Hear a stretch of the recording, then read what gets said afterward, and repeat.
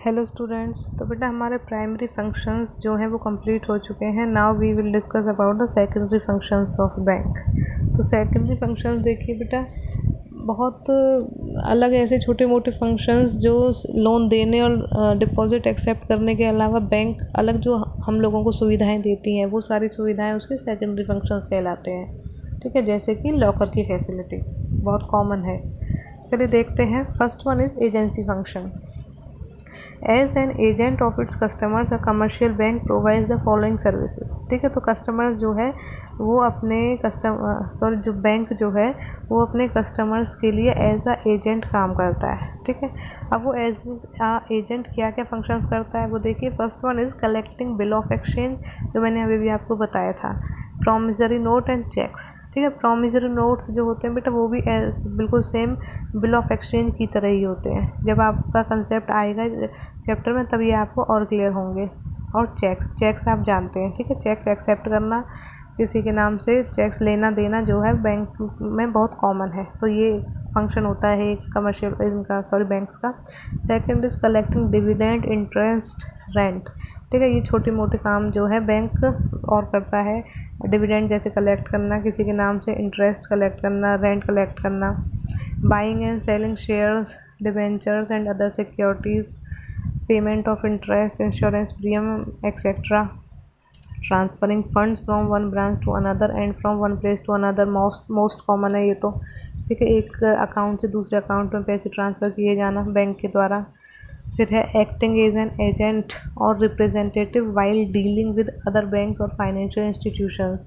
ठीक है, ये एक एजेंट की तरह काम करता है जब डीलिंग होती है अदर बैंक्स के साथ में या अदर फाइनेंशियल इंस्टीट्यूशंस के साथ में। ठीक है, ये एक रिप्रेजेंटेटिव का भी काम करता है, आपकी तरफ से आपका रिप्रेजेंटेटिव बन के काम करता है, आपकी क्रेडिट वर्दिनेस को शो करता है।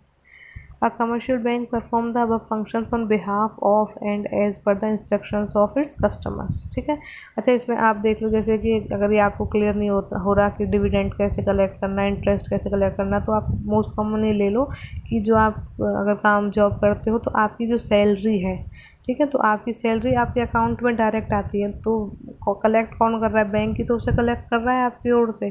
तो इसी तरीके से अगर आपको कहीं से डिविडेंड प्राप्त हो रहा है, आपको कहीं से इंटरेस्ट मिल रहा है या आपकी कहीं से रेंट आ रही है, ठीक है, तो कोई आपकी रेंट जो है डायरेक्ट आपके अकाउंट में डलवा रहा है, तो वो क्या है? वो एज आ एजेंसी फंक्शन ही तो है बैंक का आपकी ओर से। ठीक है, तो आई थिंक अब आपको ये चीज़ समझ आ गई होगी।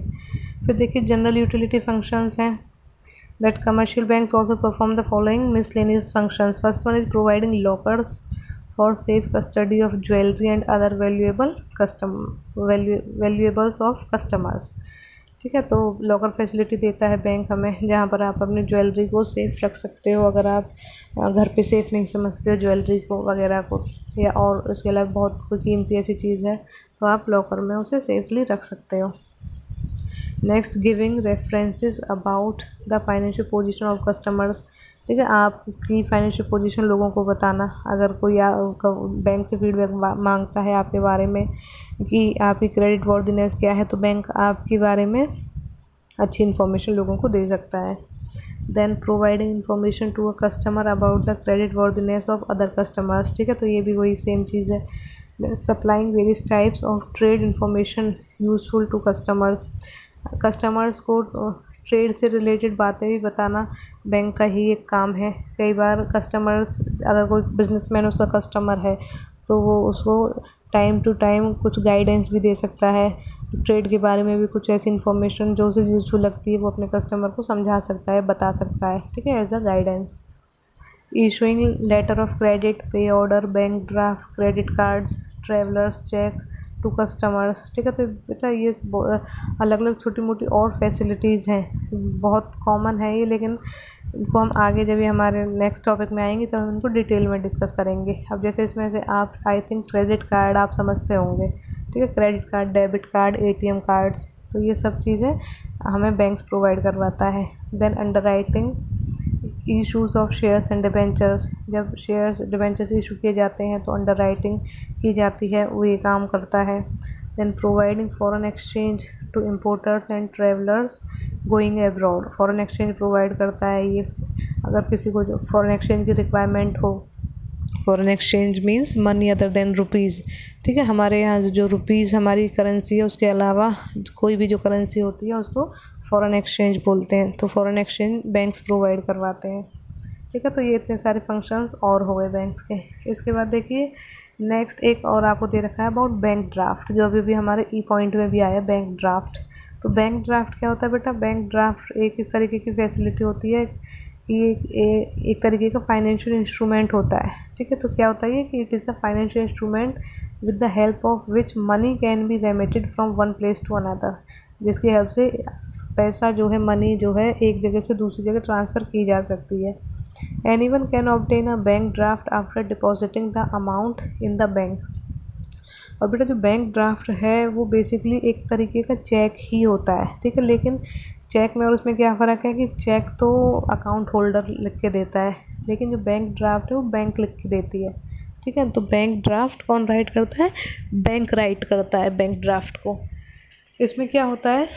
The bank issues a draft for the amount in its own branch at other place or other banks on those places.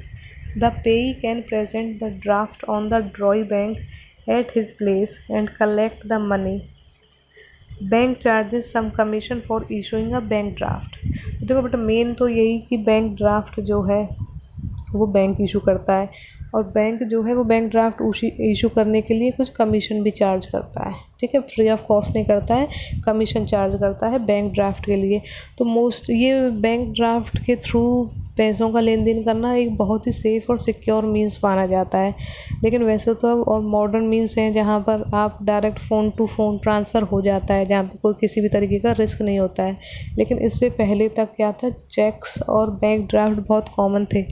लेकिन बैंक ड्राफ्ट को चेक के कंपैरिजन में ज़्यादा सेफ़ माना जाता है, क्योंकि बैंक ड्राफ्ट के मतलब बाउंस होने के या बैंक ड्राफ्ट के रिफ्यूज़ होने के किसी के द्वारा कोई चांसेस नहीं होते हैं। जैसे हमने चेक के बारे में सुना है कि चेक डिसऑनर हो गया या बाउंस हो गया किसी भी रीज़न से, अगर अकाउंट होल्डर के अकाउंट में पैसे नहीं हैं या अकाउंट होल्डर के सिग्नेचर मैच नहीं होते हैं, तो उससे क्या होता है, चेक जो होता है वो बाउंस हो जाता है, डिसऑनर हो जाता है। लेकिन जो हमारा बैंक ड्राफ्ट होता है बेटा वो कभी भी डिसऑनर नहीं हो सकता है।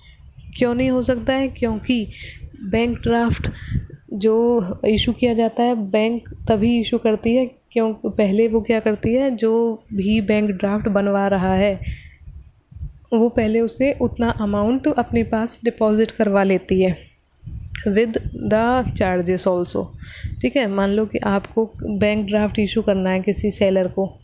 ठीक है, तो आप बैंक के पास जाएंगे और उससे कहेंगे कि मुझे बैंक ड्राफ्ट बना के दीजिए, सपोज़ 1 लाख रुपीज़ का। तो बैंक जो है वो आपसे पहले 1 लाख रुपीज़ लेगी, प्लस में चार्जेस जो है वो आपसे लेगी। उसके बाद बैंक ड्राफ्ट बना के आपको देगी और फिर आप उसे फर्दर किसी को दे सकते हैं। ऐसा भी हो सकता है कि आपका उसी बैंक में अकाउंट भी है, तो बैंक आपके अकाउंट से 1 lakh rupees plus charges deduct कर लेगी और फिर बैंक ड्राफ्ट आपको बना के दे देगी। और वो बैंक ड्राफ्ट आप जिसे भी देंगे वो फर्दर उसको कहीं से आप किसी भी बैंक से या उसी ब्रांच से इनकैश करवा सकता है। ठीक है, तो बैंक ड्राफ्ट होता है। फिर है बेटा एक बैंकर्स चेक और पे ऑर्डर। ये भी बेटा सेम चीज़ है बैंक ड्राफ्ट की तरह। इन दोनों में बस इतना फ़र्क है कि जो हमारा पे ऑर्डर होता है वो within some limited area, ठीक है, किसी पर्टिकुलर टाउन में ही चलता है, उससे ज़्यादा नहीं। आप दूसरे टाउन में जाकर उस पे ऑर्डर को दिखा के पेमेंट बैंक से नहीं ले सकते हैं। So it is almost like a bank draft. It refers to that bank draft which is payable within the town. ठीक है, तो ये एक तरीके का बैंक ड्राफ्ट ही है, लेकिन ये payable within the town होता है।